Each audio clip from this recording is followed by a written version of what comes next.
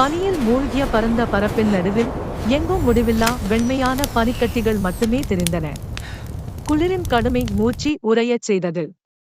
அந்த பனி பிரதேசத்தில் ஒரு இளம் பெண்ணும் அவளுடன் வந்திருந்த ரோபோ தோழனும் உயிர் பிழைக்க போராடிக் கொண்டிருந்தனர். பெண்ணின் உடல் சோர்வடைந்தது. காற்றின் அடியோடு தாங்க முடியாத குளிர். ஆனால் ரோபோவின் கண்கள் பிரகாசித்தன. அது சுற்றிலும் நிலத்தை கண்காணித்தது. சில அடிகள் தூரத்தில் ஒரு குகை போன்ற இருண்ட ஓரம் அவன் கவனத்துக்கு தென்பட்டது. அங்கே போகலாம். அது நமக்கு அடைக்கலம் தரும் என்று ரோபோ சத்தமாகச் சொன்னது. பெண் சிரமத்துடன் அங்கே நடந்து சென்றாள். குகையின் உள்ளே புகுந்ததும் வெளியில் வீசிய குளிர்காற்று அவர்களைத் தாக்க முடியவில்லை.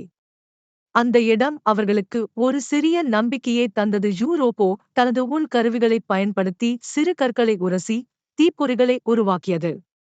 சில உலர்ந்த கிளைகள், பனிக்குள் சிக்கியிருந்த மரத்துண்டுகளை பெண் தேடிக் கொண்டு வந்தாள். அவற்றைக் கொண்டு ரோபோ தீ மூட்டியது.